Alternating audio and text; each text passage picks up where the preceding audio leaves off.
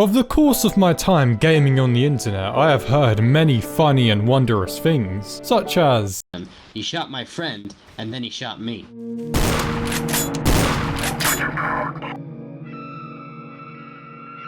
So I decided to touch grass in every single GTA game. Starting with GTA 1, after you get over how bad the controls are, you can immediately turn around and head over to this alleyway to this patch of grass. At first, you're probably going to struggle to control your character because he moves like a tank. I would say with a bit of practice, you can clock this in under 2 seconds, but to be safe, I think 3 seconds puts you in the high tier. You could also fall in the water here for good measure. In GTA 2, before starting the game, you should always pick the character Paulo, for no particular reason. Anyway, GTA 2 has some of the same problems with its tank-like controls, but just walk forward and you will get to the grass. Although it is actually a bit further away than GTA 1, but if you're skilled enough, you can get it in under 4 seconds. I would only recommend this to the most elite grass touchers. In GTA Advanced, after skipping this PowerPoint slide, you're gonna easily get lost with no grass in sight. I mean, it's not like that map is gonna help you. So your best course of action is to run down here, and then you're going to come up to the street. You have to run down the street, go down to the left,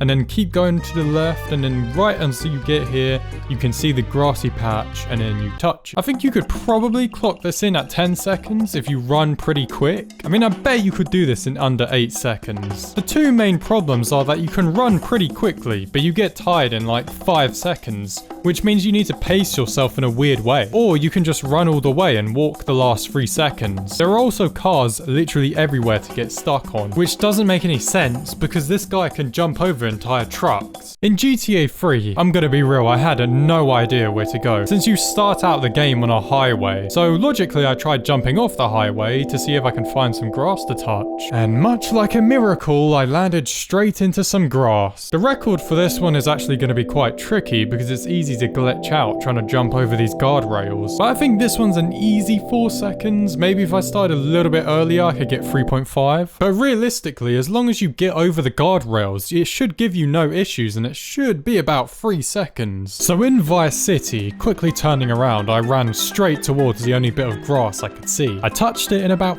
5 seconds, but I was actually quite slow in trying to pick out a location to run to. I think when I sprinted towards the grass, I got there in about as fast as I reasonably could, with some errors in the beginning of the run. But I'd say as long as I have no cars in the way, you can get about a clean low 4 seconds with perfect technique. If you're just getting into grass touching, I wouldn't really recommend this one for beginners. It's pretty complicated with the turnaround. If you're just getting started, then I recommend GTA San Andreas. Yeah, I mean, I messed up my GTA San Andreas touch grass speedrun big time. From starting the game, you can just walk to the left and instantly touch the grass. I estimated about 1.5 seconds, but because I tried to climb over this fence, I completely ruined the run, costing me big seconds. It took me about 5 seconds. 5 seconds. I'm just disappointed in myself for making such rookie mistakes. I didn't even turn the camera because for some reason, well, I actually can't turn the camera. I didn't know if my game was broken or not, but I literally can't turn the camera. So yeah, it's about 2 seconds for GTA San Andreas. In GTA High School Edition, grass is literally right at your fingertips. You can literally just turn right or left as soon as the game starts, and there we go.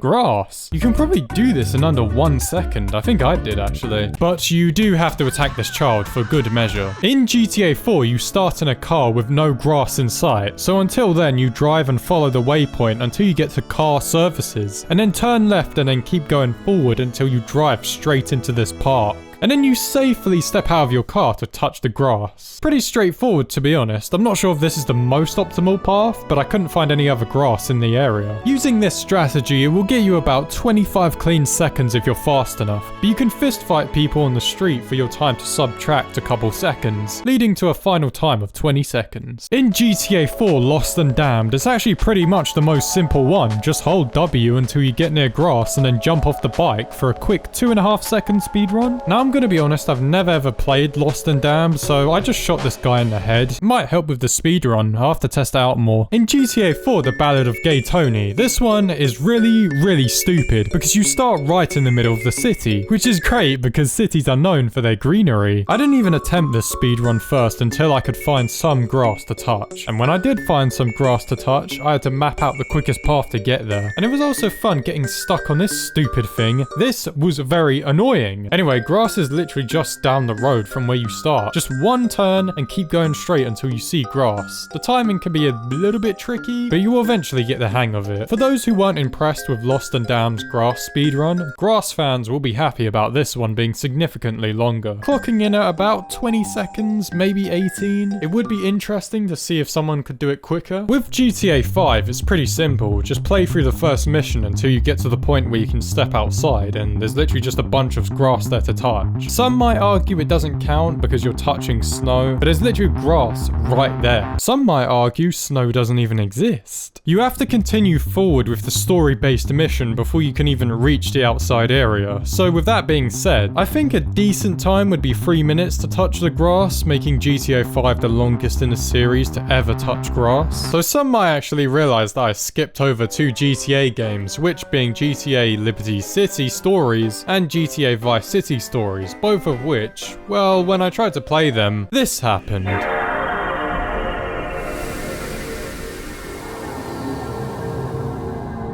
Great, this is very stupid. Yeah, so anyway, go outside and touch some grass. Bye.